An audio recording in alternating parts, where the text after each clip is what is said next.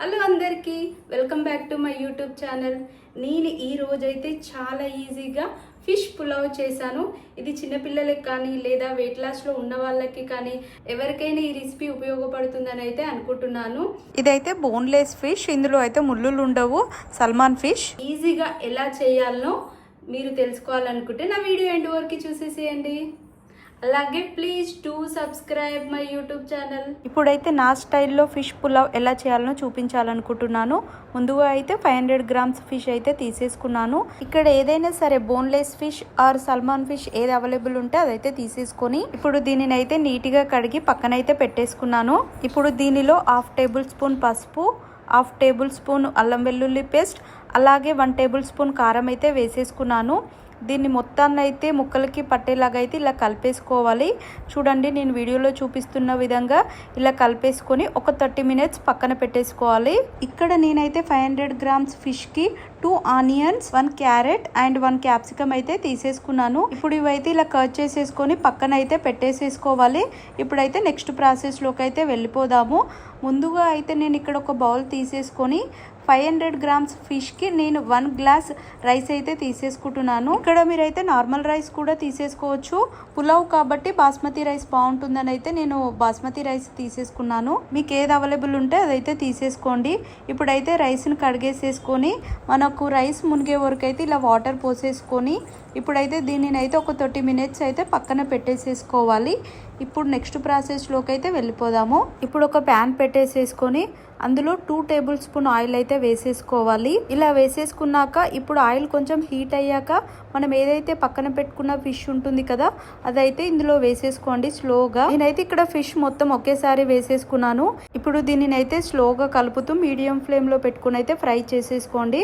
ముందుగా మనకి ఇలా వాటర్ అయితే రిలీజ్ అవుతాయి. ఇంకొక 15 to 20 మినిట్స్ మనం ఇలాగే ఫ్రై చేసుకున్నాక మనకి ఫిష్ అనేది గోల్డెన్ బ్రౌన్ కలర్ లోకి వచ్చి ఆయిల్ రిలీజ్ అవుతుంది. చూడండి, ఇప్పుడు దీనిని అయితే ఒక బౌల్లోకి తీసేసుకొని పక్కనైతే పెట్టేసేసుకోండి. ఇప్పుడు ఏదైతే ఫిష్ మనం ఫ్రై చేసామో అందులోనే 1 టేబుల్ స్పూన్ ఆయిల్ వేసేసుకొని ఇందులో 4 లవంగాలు, 2 యాలకులు, 1 టేబుల్ స్పూన్ సాజీరా, అలాగే చెక్క అండ్ 1 బిర్యానీ ఆకు కూడా వేసేసుకొని ఫ్రై చేసేసుకుంటున్నాను. ఇవి కొంచెం ఫ్రై అయ్యాక మనం పక్కన పెట్టేసేసుకున్న ఆనియన్, క్యారెట్ అండ్ క్యాప్సికమ్ అయితే ఇందులో వేసేసుకుంటున్నాను. ఇప్పుడు వీటిని అయితే ఫ్రై చేసేసుకోవాలి.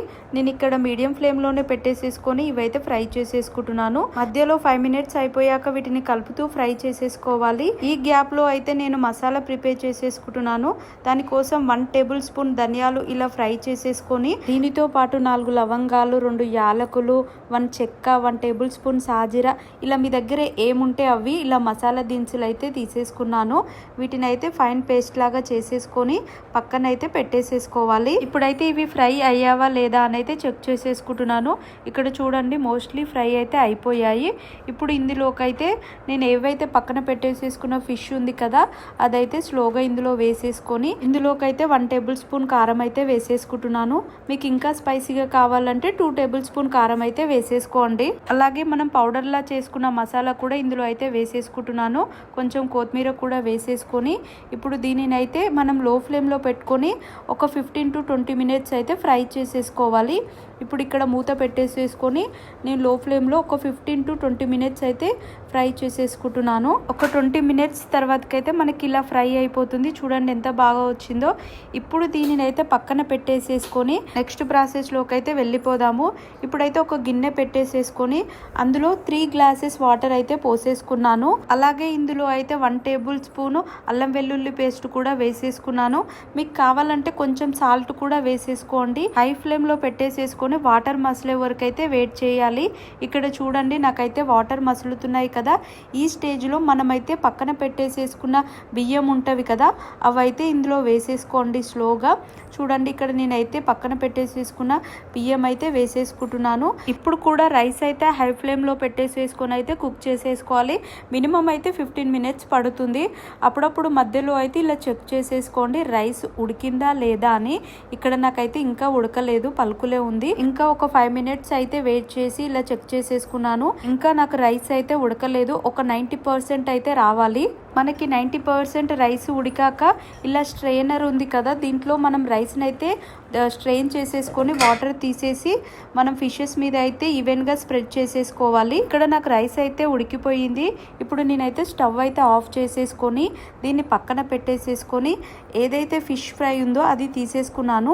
రైస్ని అయితే ఇలా స్ట్రెయిన్ చేసేసుకొని ఫిషెస్ మీద ఈవెన్గా ఇలా రైస్ అయితే స్ప్రెడ్ చేసేస్తున్నాను. ఈ వీడియోలో చూపిస్తున్న విధంగా రైస్ మొత్తం అయితే ఇలా వేసేసుకొని ఇలా స్ప్రెడ్ అయితే చేసేసుకొని దానిపైన కొంచెం కొత్తిమీర అలాగే కొంచెం నెయ్యి అయితే వేసేసుకున్నాను.